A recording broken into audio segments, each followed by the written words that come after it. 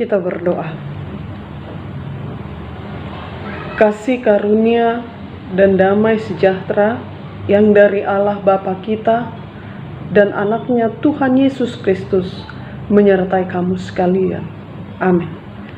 Shalom saudara, firman Tuhan pada hari ini untuk kita tertulis dalam kitab Mazmur pasal 37 ayatnya yang ketiga. Demikianlah firman Tuhan.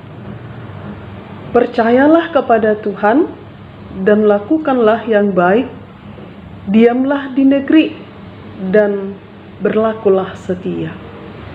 Saudara-saudara terkasih, Mazmur 37 ini adalah sebuah pengajaran hikmat dari pemazmur. Bagaimana dia mengajarkan supaya setiap orang percaya atau orang-orang pilihan Tuhan juga dia bisa tetap setia, dia bisa tetap berbuat baik, berlaku baik, sekalipun di tengah-tengahnya ada banyak orang yang hidup tidak baik. Jika kita baca dari ayat yang pertama, dikatakan di situ, janganlah marah karena orang yang berbuat jahat, janganlah iri hati kepada orang yang berbuat curang. Saudara-saudara terkasih, pada kehidupan kita masa kini kita melihat bahwa ada banyak orang yang kita lihat berhasil secara kehidupannya, kalaupun dia melakukan itu dengan cara yang curang dan juga cara yang jahat, tapi dia berhasil. Sehingga sebagai orang yang hidup jujur, taat, atau sesuai selalu dengan aturan, mungkin saja bisa jadi kita jadi kecewa. Lalu timbul pikiran, kenapa dia yang berbuat jahat saja, yang berbuat curang, bisa mencapai kesuksesan itu. Lalu bagi sebagian orang yang tidak mampu bertahan atau imannya tidak kokoh, bisa saja dia akan menjadi mengikuti dan menjadi serupa. Nah, untuk itulah pemazmur datang memberikan kepada kita penguatan supaya iman kita tangguh. Seperti judul perikop ini dikatakan, kebahagiaan orang fasik itu adalah semu. Sehingga kita tidak menjadi membanding-bandingkan lagi kehidupan kita dengan orang lain yang kita lihat jauh lebih berhasil meskipun dengan cara-cara yang tidak baik. Itu yang diingatkan oleh pemazmur di sini, supaya kita sebagai orang percaya, sebagai orang yang mengenal Tuhan, bahwa kita harus tetap percaya kepada Tuhan dan melakukan yang baik meskipun sekeliling kita sedang tidak melakukan keadaan yang baik. Diamlah di negeri dan berlakulah setia. Nah, saudara-saudari yang terkasih, di dalam kehidupan beriman, kesetiaan menjadi salah satu yang tidak bisa kita tinggalkan. Kenapa?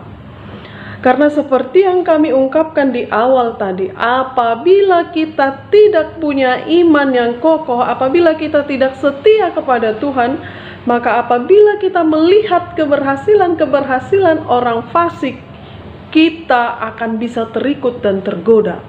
Oleh karenanya lah pemazmur mengingatkan kepada kita supaya kita bisa hidup setia. Kesetiaan sangat dibutuhkan dalam kehidupan beriman. Jangankan dalam kehidupan beriman, keseharian kita, berkeluarga, bersahabat, dimanapun kita, apabila kita menemukan teman-teman yang tidak setia, menemukan saudara-saudara yang tidak setia, maka kita tidak akan mampu bertahan. Demikian juga hari ini dikatakan di dalam firman Tuhan yang datang kepada kita, bahwa sebagai orang percaya, sebagai orang pilihan Tuhan, bahwa kita harus mampu hidup senantiasa berbuat baik di negeri di mana kita tinggal dan selalu setia. Saudara-saudari terkasih, secara khusus ini bisa juga terjadi di dalam dunia kerja. Kita sering melihat bahwa ada orang yang mungkin tidak sungguh-sungguh melakukan pekerjaannya. Lalu ketika mungkin ada atasan atau ada bosnya, dia bahkan bisa tampil menjadi pekerja yang terbaik. Dia berusaha, tapi itu kan kepura-puraan, sehingga mungkin bos yang tidak teliti atau atasan yang tidak teliti bisa menilai dia dengan mengatakan bahwa inilah yang terbaik, ini yang melakukan yang baik, ini yang setia kepada atasannya. Tapi firman Tuhan hari ini mengatakan bahwa kalau orang-orang fasik bisa mengelabui, orang-orang fasik bisa menjadi sukses dan berhasil secara ukuran duniawi, ternyata kebahagiaannya semu, sementara, tidak akan bisa bertahan lama. Tapi orang yang percaya kepada Tuhan, kebahagiaannya akan mewarisi di bumi ini dan juga akan mewarisi kerajaan Allah. Itu yang telah dijanjikan di sini. Tak perlu kita khawatir, aduh nanti kalau saya tidak begini melakukan ini, sementara teman-teman yang lain melakukan cara-cara itu, padahal misalnya curang, saya menjadi bagaimana? Dikatakan di ayat kelima itu, serahkan hidupmu kepada Tuhan dan percaya kepadanya, maka dia akan bertindak. Jadi saudara-saudara, saudari yang terkasih, kita diminta hanya melakukan yang baik dengan kesetiaan. Kita harus setia. Ini secara khusus di masa-masa COVID-19 ini. Bagaimana mungkin para tim medis, para dokter yang sedang berada di garda terdepan untuk keselamatan, kesehatan. Bapak Ibu Saudara, kami sampaikan terima kasih untuk pelayanannya yang sudah memberikan segenap hati, segenap waktu, mungkin meninggalkan keluarga juga untuk tugas yang mulia ini.